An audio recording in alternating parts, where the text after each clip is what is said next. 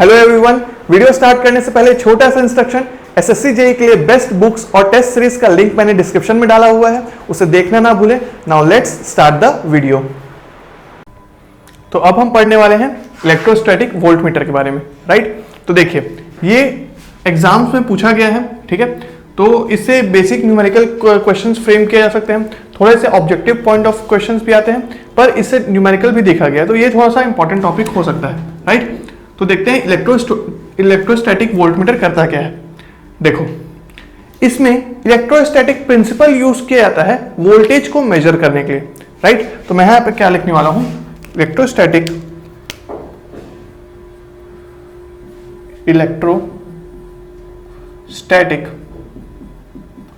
principle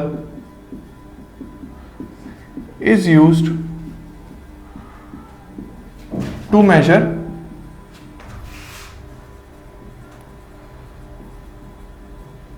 the voltage।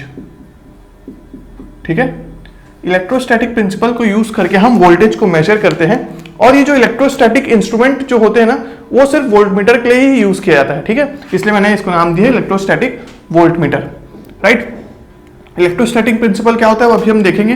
वैसे आपको basic idea तो होगा ही इलेक्ट्रोस्टैटिक प्रिंसिपल का, राइट। तो देखो, अब ये जो वोल्टेज जो मेजर किया इसने, ये जो इलेक्ट्रोस्टैटिक वोल्टमीटर जो वोल्टेज मेजर करता है, ये बहुत ही हाई वोल्टेज को भी मेजर कर लेता है। मतलब कि क्या, ये किलोवोल्ट रेंज में जो वोल्टेज होते हैं ना, उनको भी मेजर कर लेता है। तो इसलिए इसको हम सब स्टेशंस में भी यूज करते हैं। इट कैन मेजर, तो यहां पे मैं लिख देता हूं, it can measure very high voltage,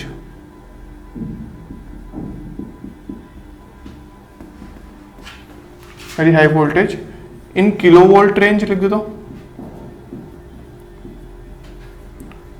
So they are used in substations में भी इनका यूज किया जाता है,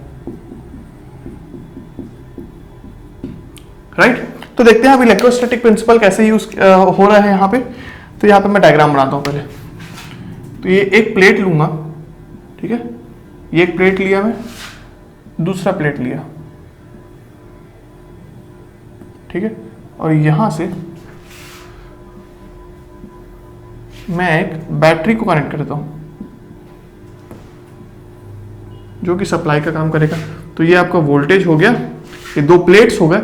अब यहां पे क्या होने वाला है पता है कि ये आप याद करो, कैपेसिटर के कॉन्सेप्ट को जब मैंने आपको समझाया था तो कुछ इसी टाइप का डायग्राम बनाया था। तो उसमें भी क्या होता था कि दो प्लेट्स के बीच में डाइलेक्ट्रिक लगते थे हम और कैपेसिटर का फॉर्मेशन करते थे। यहां पे क्या होने वाला है कि बैटरी है, प्लेट्स हैं दो, है ना, और इसमें से एक प्लेट, ये प्लेट को मैं लेता हूं और इसको मैं कर देता हूं फिक्स्ड, ठीक है। तो ये आपका हो गया फिक्स्ड प्लेट, ठीक है। मतलब ये क्या है, ये मूव नहीं करेगा भाई, एकदम फिक्स्ड रहेगा, राइट। और ये जो रहेगा ना, ये वाला प्लेट, ये आपका होगा मूविंग, इसको इधर नहीं करते, ये हो जाएगा आपका मूविंग प्लेट, ठीक है, राइट। एक फिक्स प्लेट हो गया, एक मूविंग प्लेट। मूविंग प्लेट मतलब कि क्या, कि ये प्लेट ना आपका मूव कर सकता है। क्यों मूव करेगा भाई, देखते हैं। इसके लिए जैसे ही, अब देखो, जैसे ही मैं इसको दोनों प्लेट्स को सप्लाई से कनेक्ट करूंगा तो होगा क्या, चार्जेस एक्यूमुलेट होंगे ना, यहां से करंट फ्लो होने लग जाएगा। सपोज करो ये करंट फ्लो होने लग गया, करंट फ्लो हो रहा है, इसका मतलब कि क्या, इलेक्ट्रॉन्स फ्लो हो रहे हैं। इलेक्ट्रॉन्स मतलब कि क्या, आपका चार्जेस इस प्लेट में देखो, ये नेगेटिव टर्मिनल है, ये पॉजिटिव टर्मिनल है। तो यहां पे क्या आ जाएगा, अगर मैं यहां पे लिखूं, लेट सपोज यहां पे पॉजिटिव चार्जेस एक्यूमुलेट होने लग गए, मतलब पॉजिटिव चार्जेस यहां पे इस प्लेट में आ गए, है ना, और नेगेटिव चार्जेस इस प्लेट में आ गए, ठीक है, क्योंकि नेगेटिव टर्मिनल से कनेक्टेड है ये और ये पॉजिटिव टर्मिनल से कनेक्टेड है। तो पॉजिटिव चार्जेस यहां पे आ गए, नेगेटिव चार्जेस यहां पे आ गए, ठीक है।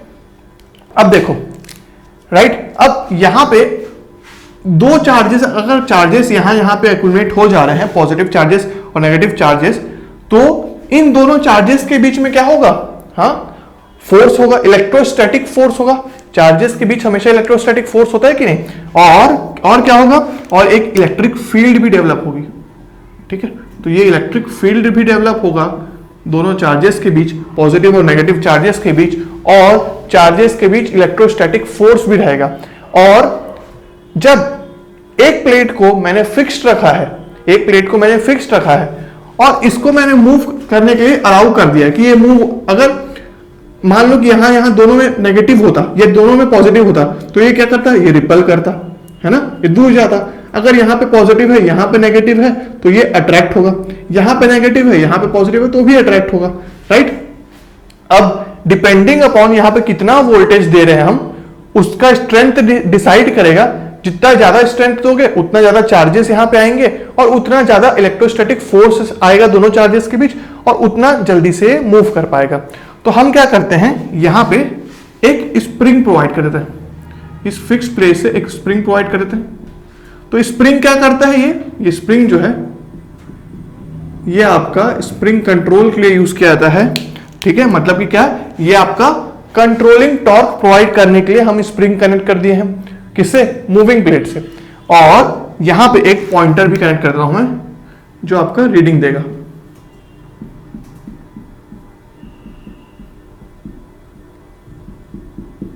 ठीक है। और इसमें अब मैं लिख सकता हूं कि ये जो आपका जो स्केल है, जो पॉइंटर है, जिस स्केल में रीडिंग देगा, वो आपका स्केल होगा नॉन लीनियर स्केल। वो आपका क्या होगा, नॉन लीनियर स्केल, ठीक है। तो एक बार मैं फिर से रिपीट कर रहा हूं,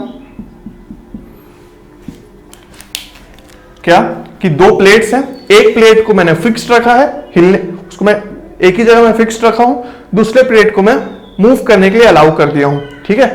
पर वो स्प्रिंग से कनेक्टेड है, राइट। और स्प्रिंग किस लिए कनेक्टेड है, यहां पे स्प्रिंग कंट्रोल के लिए, और ये इस मूविंग प्लेट से पॉइंटर कनेक्टेड है, पॉइंटर से आपको स्केल में रीडिंग आ जाएगा। स्केल आपका नॉन लीनियर है, नॉन लीनियर कैसे है वो अभी हम देखेंगे, राइट। तो यहां पे क्या होगा, पॉजिटिव चार्जेस इधर आ गए, नेगेटिव चार्जेस इधर आ गए, हो सकता है कि इधर नेगेटिव आ जाए, इधर पॉजिटिव हो जाए, एक ही मतलब पड़ेगा, है ना। इधर भी नेगेटिव अगर बनाओगे, इधर पॉजिटिव आएगा, तो इलेक्ट्रिक फील्ड तो इवेंचुअली आएगा ही, चार्जेस के बीच में इलेक्ट्रिक फील्ड आएगा, और उन चार्जेस के बीच में इलेक्ट्रोस्टैटिक फोर्स रहेगा। उस फोर्स के कारण आपका फिक्स्ड मूविंग प्लेट आपका मूव करेगा, जो आपके पॉइंटर को भी मूव करवाएगा और स्केल में आपको रीडिंग प्रोवाइड कर देगा, राइट। तो ये कॉन्सेप्ट था आपका इलेक्ट्रोस्टैटिक प्रिंसिपल का। और इसी प्रकार से जितना स्ट्रेंथ का आप वोल्टेज प्रोवाइड करोगे, उतने स्ट्रेंथ का आपका पॉइंटर ये मूविंग प्लेट इतना अच्छे से अट्रैक्ट होगा या रिपेल होगा, और आपका रीडिंग आ जाएगा, है ना। तो ये था, इसलिए आपको ये सब स्टेशन में भी यूज करने के लिए यूज करते हैं हम, क्योंकि ये किलो वोल्ट रेंज तक का वोल्टेज मेजर कर लेता है, राइट। और देखो इसकी एक्यूरेसी और सेंसिटिविटी दोनों बहुत अच्छी होती है ना, एक्यूरेसी और सेंसिटिविटी दोनों अच्छी होती है। नेक्स्ट पॉइंट क्या लिख सकता हूं मैं, कि इसमें स्प्रिंग कंट्रोल यूज हो रहा है। देखो स्प्रिंग कंट्रोल यूज किया जा रहा है, spring control is use,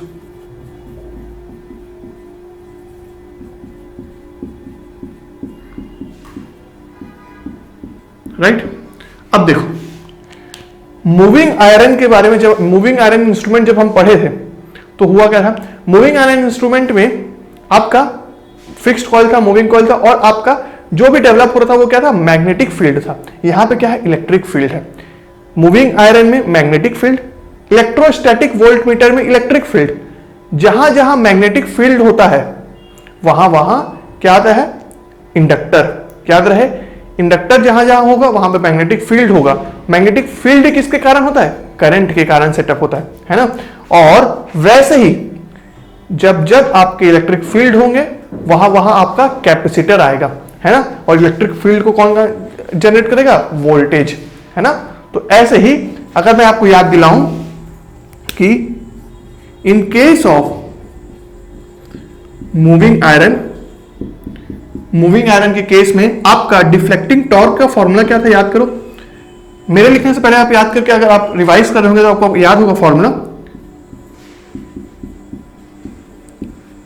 I hope आप लिख चुके होंगे मेरे लिखने से पहले, राइट। क्योंकि अगर आप रिवाइज किए होंगे तो यहां पे क्या देखा था, मूविंग आयरन में मैग्नेटिक फील्ड डेवलप हो रहा था करंट के कारण, तो आई स्क्वायर एल इंडक्टेंस था आपका, DL by D theta, right, ये था in case of moving iron. But in case of electrostatic voltmeter,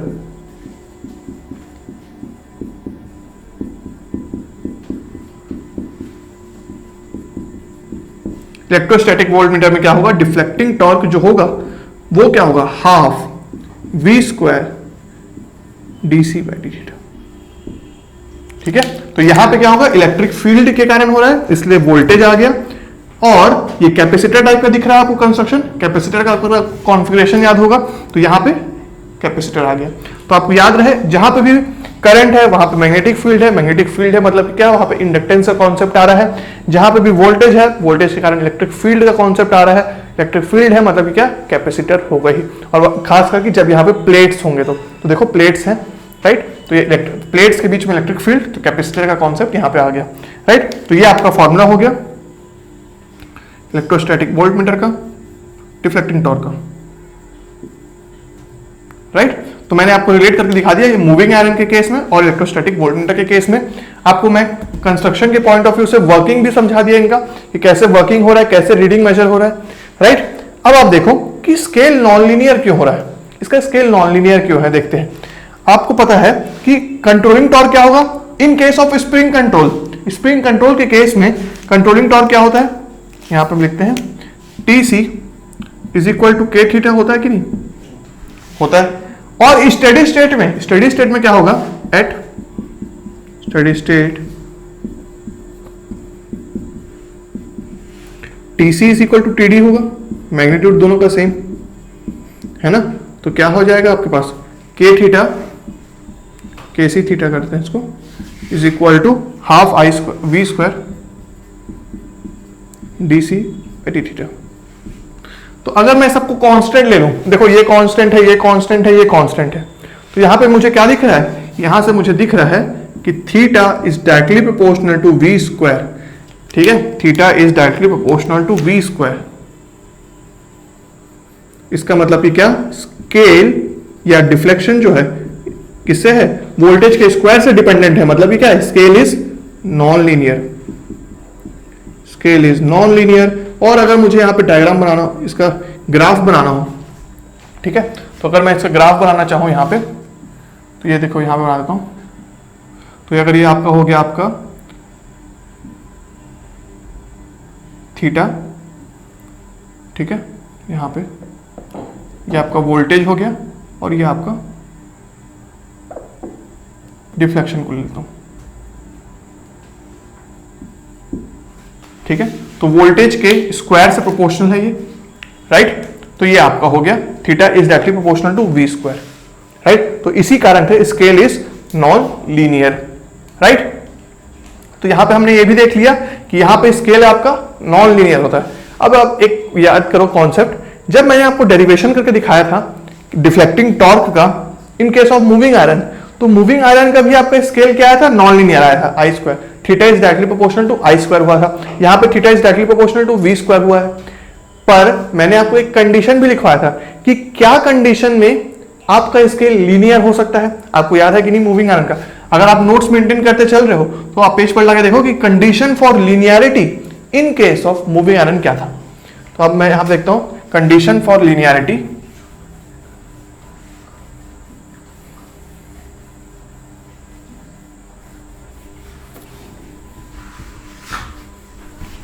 ठीक है। तो आप आई होप आप अभी तक चेक कर चुके होंगे condition for linearity in case of आपका मूविंग आयरन क्या था। अब यहां पे हम देखते हैं कि condition for linearity in case of electrostatic voltmeter क्या होता है। तो यहां पे मैं देखता हूं पहले TD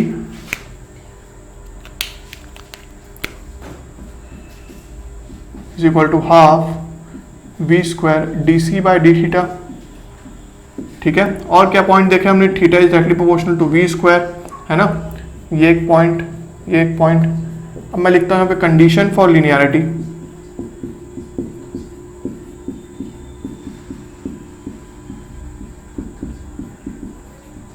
कंडीशन फॉर लीनियरिटी क्या होगा, आपको याद दिलाने के लिए मैं लिखता हूं यहाँ पे in case of moving iron क्या था condition for linearity, case of moving iron क्या था कि आपका L dl by d theta must be equal to constant, है ना। और वैसे ही in case of electrostatic voltmeter क्या होगा,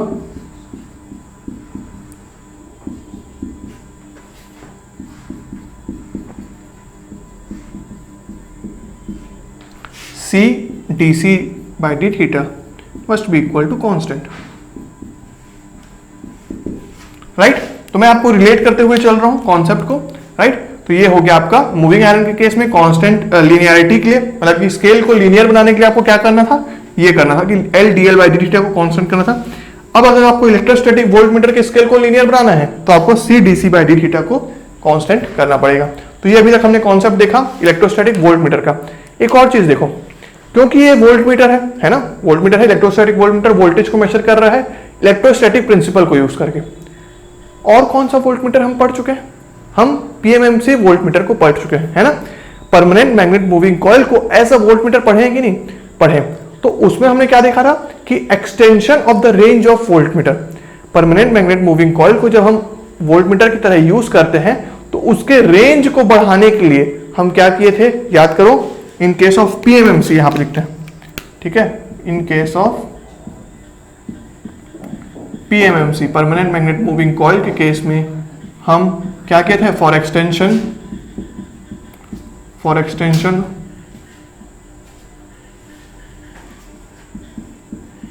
ऑफ रेंज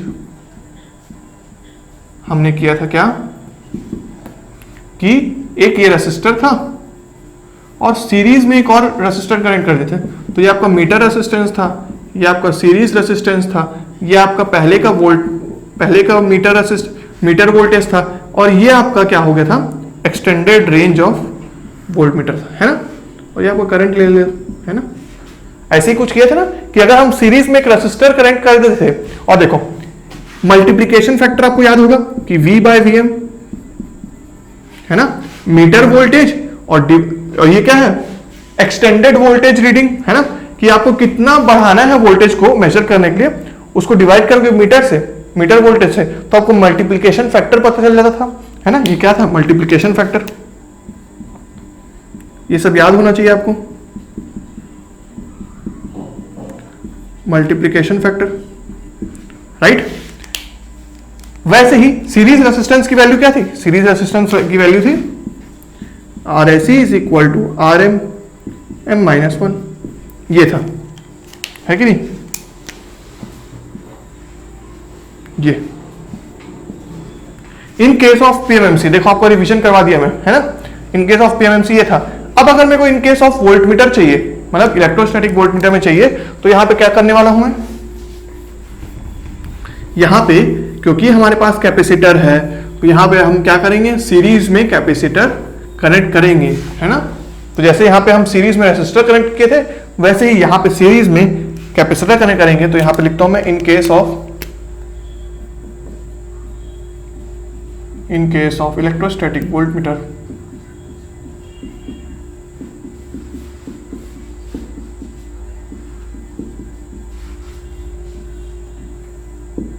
ठीक है, फॉर एक्सटेंशन ऑफ रेंज, मतलब कि उसके वोल्टेज की रीडिंग को और बढ़ाने के लिए, उसके रेंज को बढ़ाने के लिए हम क्या करेंगे, ये देखो एक सर्किट बना देता हूं मैं यहाँ पे।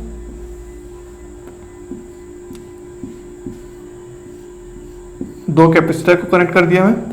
तो ये आपका अब आपका बड़ा वोल्टेज को मेजर करेगा। ये आपका कैपेसिटर, मीटर कैपेसिटर था पहले का कैपेसिटर, और ये आपका सीरीज कैपेसिटर हो गया। और यहां पे आपका पहले क्या था, ये आपका V है, एक्सटेंडेड रेंज, और ये आपका हो गया मीटर वोल्टेज, करेक्ट। ये आपका मीटर वोल्टेज हो गया जो आपके मीटर कैपेसिटेंस के पहले मेजर कर था। अब अगर मैं सीरीज में कैपेसिटर कनेक्ट कर दिया हूं तो ये आपका वोल्टेज बड़ा और हो गया, है ना। तो अब देखो यहां पे क्या होगा, सीरीज कैपेसिटर की फॉर्मूला CSC, पहले मैं मीटर मल्टीप्लिकेशन फैक्टर लिख देता हूं। मल्टीप्लिकेशन फैक्टर किसके इक्वल होगा, अगेन V by VM के इक्वल होगा, राइट।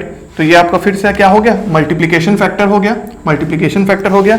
ये आपका क्या है, एक्सटेंडेड रेंज हो गया, एक्सटेंडेड रेंज, ठीक है। ये आपका मीटर वोल्टेज कि पहले कितना मेजर करा था, है ना, मीटर का पहले कितना रेंज था, अब ये रेंज एक्सटेंड करने का कितना वोल्टेज रेंज है वो है ये क्या हो गया, मीटर कैपेसिटेंस।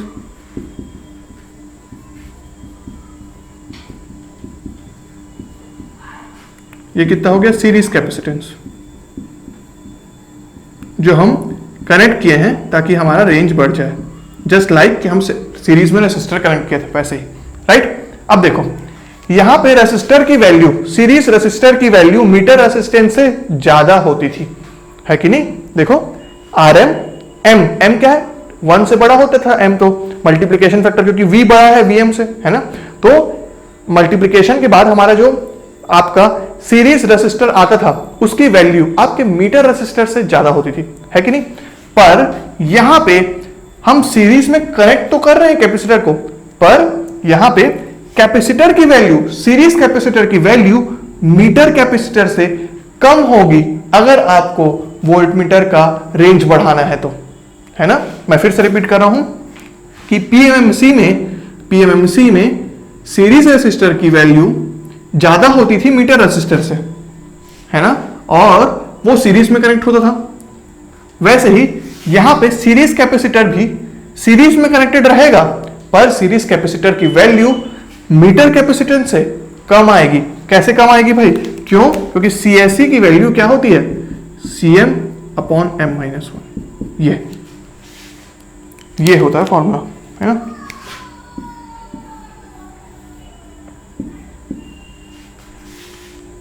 ठीक है, ये हो गया, राइट। तो ये आपका आ गया इन case of electrostatic voltmeter extension of range के लिए ये फॉर्मूला है, ये मल्टीप्लिकेशन फैक्टर है। इसका मैं न्यूमेरिकल भी करके दिखाता हूं, ठीक है। अच्छा, और अभी मैंने फॉर लिनियरिटी कंडीशन के लिए शायद मेरे को याद आ रहा है कि मैं LDL/d लिख दिया क्या, अच्छा हाँ, तो वो गलती से लिख दिया होगा मैंने। मूविंग आयरन के केस में फॉर लिनियरिटी क्या था हमारा, एक बार आप चेक कर लेंगे इस चीज को। ये आपका θ/dl/d था, ये आपके कांस्टेंट के इक्वल होना चाहिए, ठीक है। और इलेक्ट्रोस्टैटिक वोल्टमीटर के केस में फॉर लिनियरिटी